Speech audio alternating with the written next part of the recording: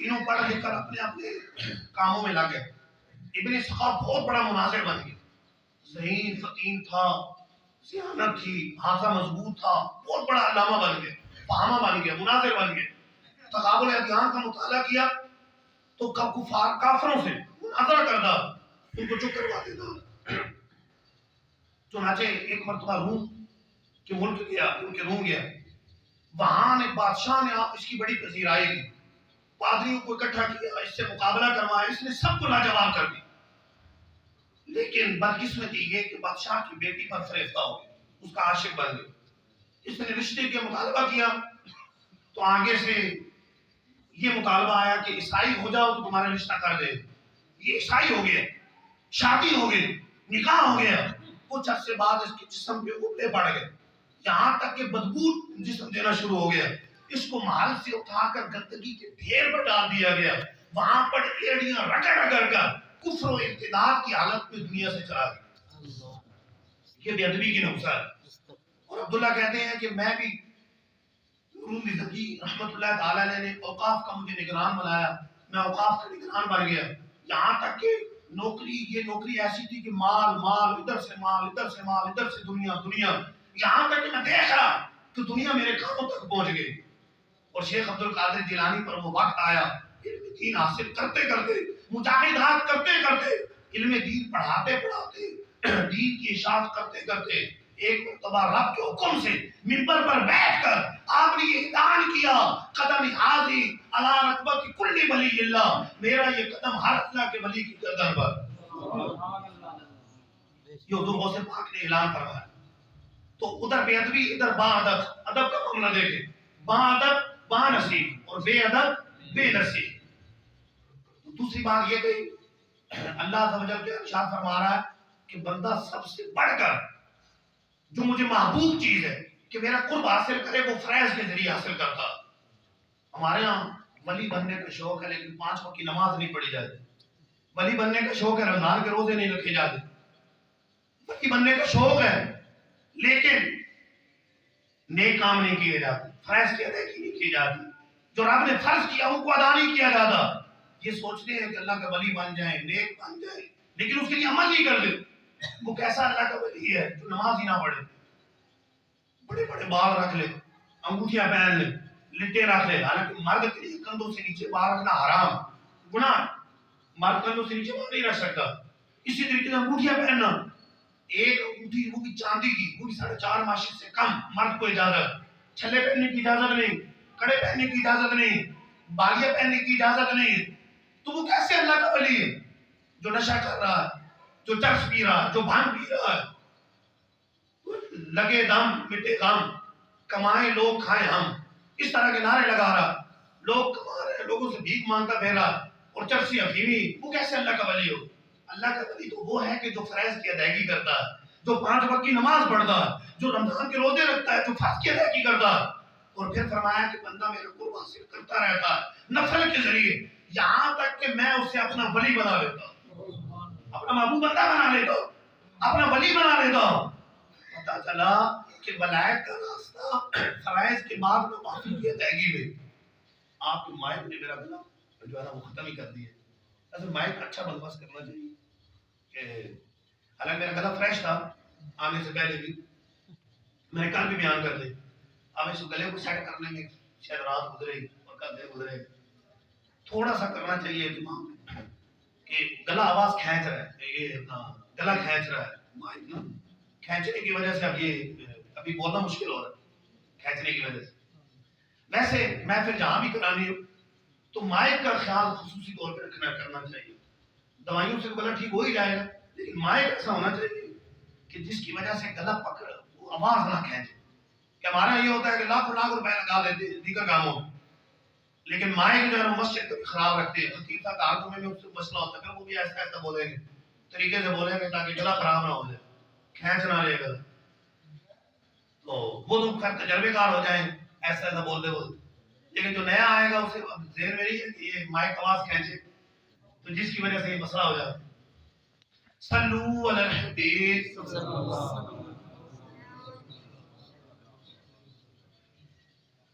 تو رب تعالی اولیاء کو تصرف عطا فرماتا ہے، لیکن ولی وہ ہے کہ جو نیکی کے راستے میں چلتا ہے، جو نمازیں پڑھتا ہے، جو نفلی عبادات کرتا ہے۔ ہمارے بزرگ تو ایسے تھے کہ اگر وہ ذرا معاملے سے ہٹتے تھے، نفلی معاملے سے، مستحب معاملے سے، تو غیر سے تنبیہ کر دی جاتی۔ حضرت سفیان ثوری رحمۃ اللہ علیہ، سوری آپ کا لقب ہے، سور کہتے ہیں بیل کو۔ ایک مرتبہ مسجد میں گئے، الٹا پاؤں مسجد میں رکھ دی، تو غیر سے آواز آئی سور یعنی بیل، آپ فوراً پیچھے ہٹ گئے، دائیں قدم اندر رکھا، آپ کا کبھی سوری پڑ گیا۔ یعنی اتنا بھی اللہ کے اولیاء سے گوارا نہیں ہوتا تو وہ ایک مستحب کو چھوڑ دے، ایک سنت کو چھوڑ دے، تو اتنا وہ عمل کرتے ہیں۔ اور پھر جب ایسا عمل کرتے ہیں تو رب تعالیٰ ان کو اتنے تصرفات عطا فرماتا ہے۔ اللہ عز و جل ہمیں اولیاء کی سچی محبت عطا فرمائے، سوالات کرنے دے۔ تو لیکن یہ مائک کی نیت کر لیں تو یار مسجد کا مائک اچھا کرنا ہے، یہ جی جی میں نے ویسے بھی بیان خیر اتنا ہی کرنا تھا، آدھے گھنٹے کا مجھے کہا گیا تھا، 35 منٹ ہو گئے۔ حکم یہ تھا کہ اس کے بعد سوالات جوابات کریں گے، تو اب یہ آپ سوالات کریں، انشاءاللہ جو سوال کریں گے اس کا کوشش کروں گا جواب دینے کی۔ مفتی صاحب کی بارگاہ میں عرض ہے، کیا لے بالغ بچہ جائیداد میں وراثت کا حقدار ہے یا نہیں؟ اگر ہے تو کتنی وراثت کا حقدار ہے؟ لے بالغ جو بچہ ہے وہ اپنے والدین ہی کا وارث ہے، جس نے پالنے کے لیے لیا ہے اس کا وارث نہیں، ادھر سے وراثت نہیں ملے گی کہ فلاں نے پالنے کے لیے لے لیا اب وہی اس کو اپنی جائیداد اس سے ملے گی، ایسا نہیں۔ اپنے باپ کا بیٹا ہونے سے وہ خارج نہیں ہوا اور اگلے کا سگا بیٹا بنا نہیں، تو لہذا وہ اپنے والد ہی کا وارث ہوگا، اپنی والدہ ہی کا وارث ہوگا، وہ جس نے پالنے کے لیے لیا اس کا وارث نہیں بنے، ادھر سے وراثت نہیں ملے۔ تو لہذا پہلا سوال یہ ہے کہ وراثت ملے گی نہیں، تو اگلا سوال بنے گا ہی نہیں کہ کتنی وراثت ملے گی، ملے گی نہیں تو کتنی کا کیا مطلب۔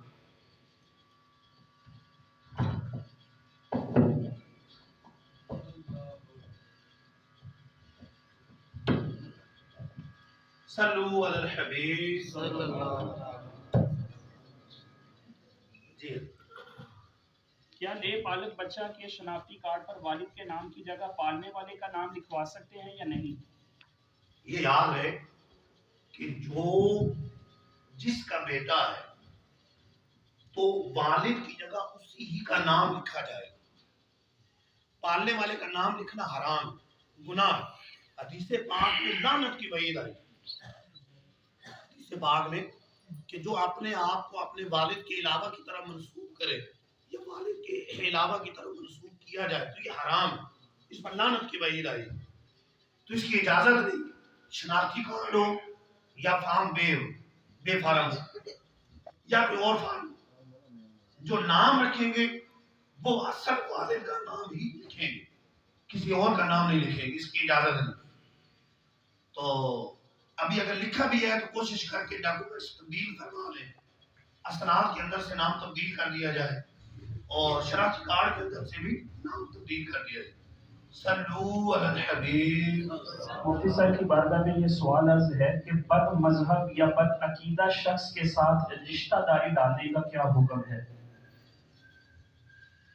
حدیث پاک میں ہے، بد مذہبوں کے بارے میں فرمایا کہ ان کے ساتھ اٹھو بیٹھو نہیں، ان کے ساتھ شادی بیاہ نہ رچاؤ، ان کے ساتھ کھاؤ پیو نہیں، ان کے ساتھ نماز نہ پڑھو، ان کے پیچھے نہ پڑھو، ان پر نہ پڑھو، یعنی جنازہ بھی نہ پڑھو۔ یہ حدیث پاک کنز العمال کے اندر بھی موجود ہے، کچھ الفاظ میں تبدیلی کے ساتھ مسلم شریف کے اندر بھی۔ لہذا بد مذہبوں کے ساتھ تعلقات رکھنا جائز نہیں، کوئی بد مذہبی نکاح کرنا ہے تو سنی کا نکاح سنی کے ساتھ بس خلاص، کسی بد مذہب کے ساتھ نکاح نہیں ہو سکتا، نکاح جائز ہی نہیں۔ اگر بد مذہبیت کفر تک پہنچی ہے، یعنی وہ لڑکی مرتدہ ہے یا لڑکا معاذ اللہ مرتد ہے، تو دونوں صورتوں کے اندر سنی لڑکے یا سنی لڑکی کا نکاح اس سے کرنا اصل نکاح ہی نہیں ہوگا، نکاح نہیں ہوگا تو پھر گناہ ہی گناہ، نکاح ہوا ہی نہیں۔ تو تو اگر بدمزگی ادھر کفر تک نہ بھی پہنچی تو بھی نکاح کرنا حرام ہے، گناہ ہے، جائز نہیں، گناہ جاریہ کا ذریعہ، ہمیشہ کے لیے گناہ، جب تک وہ نکاح باقی ہے گناہ لکھا جاتا رہے، گناہ ملتا رہے. تو بدمذہب سے شادی بیاہ نہیں کر سکتے، حدیث میں بھی منع کیا، تمام کتب فقہ کے اندر بھی لکھا ہوا بدمذہب سے نکاح نہیں ہو سکتا. صلو علی الحبیب. مفتی صاحب کی بارگاہ میں یہ سوال عرض ہے کہ بینک کے ذریعے گاڑی وغیرہ خریدنا اس کا کیا حکم ہے؟ بینک کے ذریعے گاڑی خریدنا جو رائج طریقہ ہے وہ جائز نہیں، کہ اس کہتے ہیں لیزنگ پہ گاڑیاں لینا، گاڑی لیزنگ پہ لیتے ہیں، لیزنگ میں اجارہ، کرایہ پہ گاڑیاں لیتے ہیں. تو لیزنگ پہ گاڑی لینا یہ درست نہیں ہے جو طریقہ کار رائے ہے. اس میں کیا خرابی؟ اس میں ایک خرابی یہ کہ مثال کے طور پہ گاڑی کی قیمت ہے 30 لاکھ، تو ڈاؤن پیمنٹ جمع کرانی ہے 10 لاکھ بالفرض، بقیہ جو 20 لاکھ ہے وہ وصول کریں گے قسطوں میں کرائے کی مد میں، گویا کہ گاڑی کا کرایہ لے لیں. اور جب 30 لاکھ پورے ہو جائیں گے تو اب بینک آفر کرے گا، چاہے تو اپنے 10 لاکھ واپس لے لیں چاہے گاڑی لے لیں، تو یقیناً گاڑی کو پسند کریں گے کہ گاڑی لیں. تو یہاں پر اجارے کے اندر یہ شرط فاسد موجود ہے کہ بینک آفر کرے گا، بینک بیچے گا کہ آپ چاہیں تو گاڑی لے لیں، اور بینک کی طرف سے یہ لازم ہے کہ وہ کرے گا ہی کرے گا. گاہک کو لینا ضروری نہیں ہے لیکن بینک کی طرف سے آفر کرنا لازم ہے. تو ایسی شرط فاسد ہے، ایک عقد کے 2 عقد ہے ایک عقد کے اندر، اور حدیث پاک میں منع کیا. سرکار علیہ السلام نے ایک عقد کے اندر 2 عقد کرنے سے، ایک بیع کے اندر 2 بیع کرنے سے منع فرمایا. دوسری بات یہ کہ اگر قسط لیٹ ہو گئی تو جرمانہ دینا پڑے گا، اور جرمانہ دیں گے یہ بھی جائز نہیں، جرمانے کی شرط رکھنا بھی جائز نہیں، درست نہیں. تو لہذا بینک سے اس طور پہ گاڑی لینا یہ جائز نہیں، ناجائز. صلو علی الحبیب. صلی اللہ تعالی علی محمد صلی اللہ تعالی علیہ وآلہ وسلم.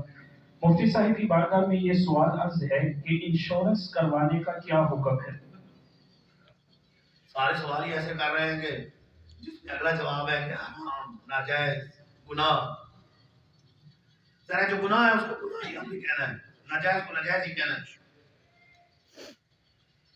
کوئی ایسا سوال کریں گے کہ جو جائز ہوگا تو اس کا جائز بھی کہہ دیں گے. انشورنس جائز ہے، چاہے لائف انشورنس ہو اور چاہے پراپرٹی کی انشورنس ہو، چاہے میڈیکل انشورنس، یہ جائز ہے. لائف انشورنس یعنی زندگی بیمہ، جو زندگی بیمہ ہوتا ہے اس کا طریقہ کار یہ ہوتا ہے کہ بالفرض 25 سال کے لیے میں نے کرایا، ہر سال 1000 روپے جمع کرانا ہے، تو 25 سال بعد 25,000 بھی ملیں گے، 1.25 لاکھ ملے گا، 1.5 لاکھ ملے گا، رقم زیادہ کر کے ملے گی. تو یہ جو زیادہ مل رہی ہے یہ سود ہی ہے.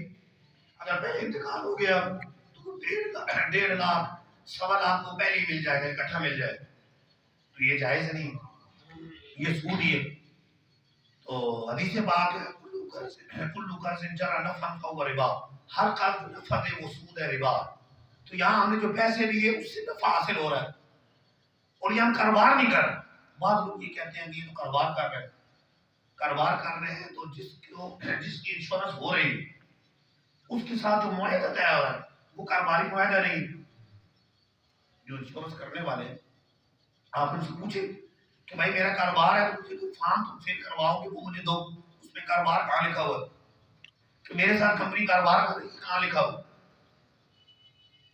تو کاروبار نہیں، پیسے جمع کرواتے رہو اور زیادہ پیسے ملیں گے، یہی سود ہے. اچھا گاڑی کی جو انشورنس کراتے ہیں اس میں یہ ہوتا ہے مثال کے طور پہ 5 سال کے لیے کرائی، ہر سال 1000 روپے جمع کرانا. تو اب 5 سال میں گاڑی کا جو بھی نقصان ہوا، ایکسیڈنٹ ہو گیا، کمپنی صحیح کرا کے دے گی. اب یا تو نقصان زیادہ ہوگا پورا ہو جائے گا، نہیں ہوا تو 5000 ضائع چلے گا. تو جوا اور کس چیز کا نام، یا تو 5000 بھی چلے گئے یا زیادہ پیسے آ گئے، زیادہ کام ہو گیا گاڑی کا. تو یہ بھی جوئے پر مشتمل ہے. یہی میڈیکل کا معاملہ 5 سال کے لیے کرا دی، دل کی انشورنس کرا دی، کوئی ہارٹ پیشنٹ ہے یا ویسے تو چیک کرتے ہو کہ پہلے سے تو نہیں، بہرحال دل کی انشورنس کرا لیا، کسی اور کو کی کرا لی. اب اگر وہ علاج نہ کروانا پڑا تو پیسے ضائع چلے، اور علاج اگر کروانا پڑا تو بھلے لاکھوں کا ہو تو کمپنی پورا کرے، تو یا تو زیادہ فائدہ ہو گیا یا اپنے ضائع چلے گئے. یہی جوا ہے. تو لہٰذا انشورنس، بیمہ، چاہے زندگی بیمہ ہو، چاہے گاڑی کا بیمہ ہو، چاہے طب کا میڈیکل کا بیمہ ہو، ہر صورت میں جائز نہیں، ناجائز. سود اور جوئے پر مشتمل. اگر کروایا ہے تو فوراً ختم کروا، کیونکہ جب تک رہے گا گناہ لکھا جاتا رہے. ازالہ واجب، ختم کیا ہے. صلو علی الحبیب. مفتی صاحب کی بارگاہ میں یہ سوال عرض ہے کہ داڑھی شریف کی شرعی حد کیا ہے؟ بعض لوگ کہتے ہیں داڑھی رکھنا فقط سنت ہے، فرض یا واجب نہیں ہے، اور بعض لوگ یہ بھی کہتے ہیں کہ داڑھی اسلام میں ہے، اسلام داڑھی میں نہیں. داڑھی شریف رکھنا واجب ہے، اور ایک مٹھی واجب. داڑھی رکھنا واجب ہے، لازم. نہیں رکھیں گے تو گناہ ملے. حدیث پاک جو بخاری کے اندر بھی ہے، مسلم کے اندر بھی ہے، ترمذی کے اندر بھی ہے، ابو داؤد کے اندر بھی ہے، نسائی کے اندر بھی ہے، ابن ماجہ کے اندر بھی ہے، مسند احمد بن حنبل کے اندر بھی ہے. سرکار دو عالم صلی اللہ علیہ وسلم نے فرمایا داڑیاں بڑھاؤ، مونچھوں کو پست کرو. اور یہ اصول ہے کہ الامر للوجوب، حکم جو ہوتا ہے وجوب کے لیے ہوتا ہے، چیز کو لازم کرنے کے لیے ہوتا ہے کہ داڑیاں بڑھاؤ. کتنی بڑھانی ہے؟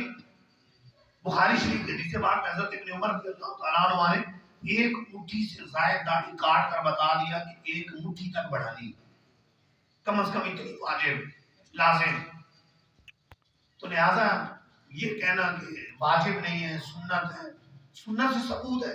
ہمارے آقا نے ہمیشہ داڑھی شریف رکھی، جب سے چہرے اقدس پر داڑھی آئی حضور نے سجا لی. اور ایک مٹھی جب تک نہیں ہوگی سرکار نے کم نہیں فرمایا، مٹھی سے زائد کو سرکار علیہ السلام نے کم فرمایا. تو لہذا ایک مٹھی تک داڑھی واجب، اس سے کم نہیں رکھ سکتے.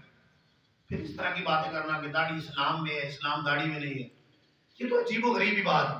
پھر تو ہر واجب کے بارے میں کہتے ہیں، جیسے نماز کے بارے میں کہیں کہ نماز اسلام میں ہے، اسلام نماز میں نہیں. اسلام میں نماز ہے، نماز میں اسلام نہیں.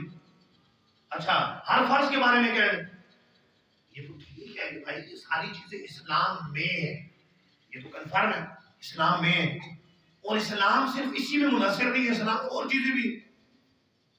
یہ بات تو ٹھیک ہے، لیکن ٹھیک بات کر کے نتیجہ غلط نکالتے ہیں. گویا کہ یہ کہتے ہیں کہ ضروری نہیں، ضروری نہیں، مطلب یہ.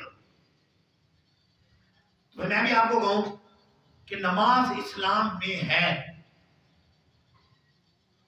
نماز اسلام میں ہے، اسلام میں نماز نہیں. اسلام میں نماز ہے، نماز میں ہی سارا اسلام نہیں. تو یہ بات تو ٹھیک ہے، سارا اسلام نماز میں نہیں، اسلام کے اور بھی احکام ہیں. تو یوں ہی اسلام میں داڑھی، داڑھی میں ہی صرف اسلام نہیں ہے، یہ بات تو ٹھیک ہے، اتنا کوئی نہیں. لیکن اس کا مطلب یہ لینا کہ داڑھی ضروری نہیں ہے، یہ غلط ہے. یہ غلط مطلب لینا، غلط نتیجہ نکالنا، یہ غلط. داڑھی واجب ہے، حضور کا فرمان ہے داڑیاں بڑھاؤ. جب حضور نے فرما دیا داڑیاں بڑھاؤ، اور الامر للوجوب، امر وجوب کے لیے آتا ہے، کرو یہ کام، لہذا کرنا ہے داڑھی بڑھانی. تو ہم انشاءاللہ سرکار علیہ السلام کی اس پیاری سنت کو سجانا، اس واجب پر عمل کرنا. سرکار کا عاشق بھی کیا داڑھی بڑھاتا ہے، کیوں عشق کا اظہار چہرے سے نہیں ہوتا. تو ہمیں انشاءاللہ چہرے سے بھی عشق رسول کا اظہار کرنا. صلو علی الحبیب صلی اللہ تعالی علی محمد صلی اللہ تعالی علیہ وآلہ وسلم. مفتی صاحب کی بارگاہ میں یہ سوال عرض ہے کہ ایک قربانی کے بڑے جانور میں مختلف لوگ عقیقہ کی نیت کر سکتے ہیں یا نہیں؟ کر سکتے ہیں، کوئی حرج نہیں، کی جا سکے. مثال کے طور پہ ایک جانور میں 7 حصے ہیں، 4 حصے قربانی کے، 3 لوگوں نے اپنے عقیقے کی نیت کر لی، کوئی حرج نہیں. کر سکتے ہیں تو ایک نے کہا تب بھی ٹھیک ہے. یہ بھی ہو سکتا ہے کہ 7 لوگوں نے اپنے 7 بچیوں کی طرف سے یا کچھ بچوں کی طرف سے ملا جلا کے ایک پورے جانور میں 7 کے 7 عقیقے کا رکھ دیے, تب بھی کوئی حرج نہیں. ایک قربانی کا 6 عقیقے کا تب بھی کوئی حرج نہیں, اور ایک عقیقے کا 6 قربانی کے تب بھی کوئی حرج نہیں. ہو سکتا ہے. مفتی صاحب کی بارگاہ میں یہ سوال عرض ہے کہ مونچھوں کے حوالے سے ارشاد فرمانے, بعض لوگوں نے اتنی بڑی مونچھیں رکھی ہوتی ہیں کہ ہونٹوں سے نیچے بال لٹک رہے ہوتے ہیں, ان کی کیا شرعی حد ہے؟ اس سوال سے اتنی بڑی مونچھیں رکھنا کہ ہونٹوں میں آئے, یعنی منہ میں آئے, ہونٹ سے نیچے آئے منہ کی طرف, پانی پینے میں بھی مونچھیں لگے, کھانا کھانے میں لگے, تو یہ جائز نہیں. اتنی لمبی مونچھیں بڑی رکھنا یہ جائز نہیں. ہاں اگر ہونٹ میں نہیں آ رہی, سینوں سے بڑی, تو اگر کوئی بری نیت نہیں ہے تو جائز.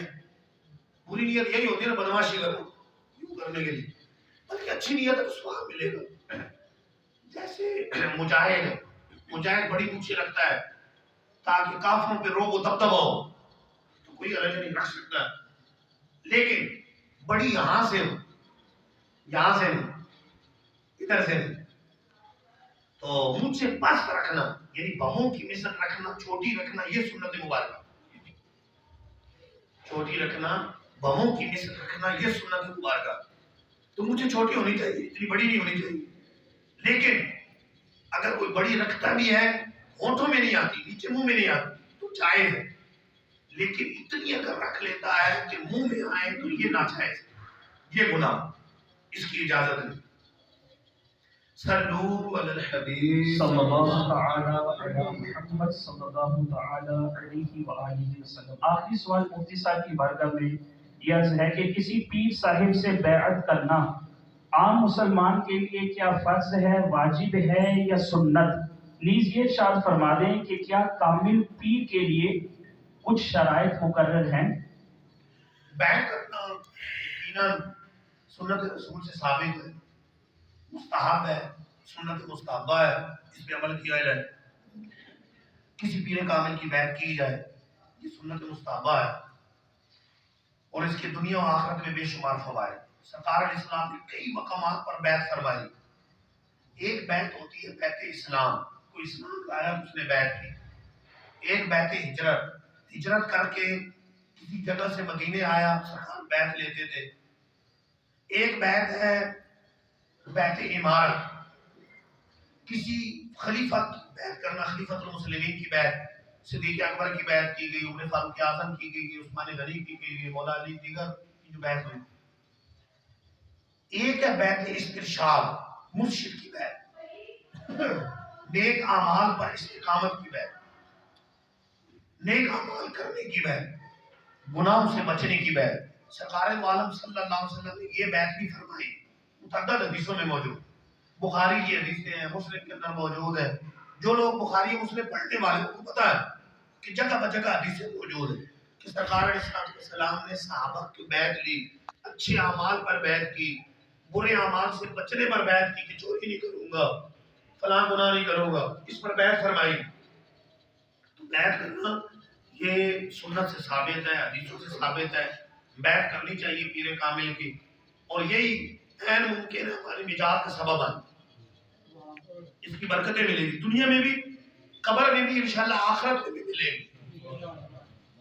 پیر کامل کی 4 شرطیں ہیں. جس پیر کی بیعت جائز ہو اس کی 4 شرطیں ہیں. نمبر 1, صحیح العقیدہ, سنی صحیح العقیدہ.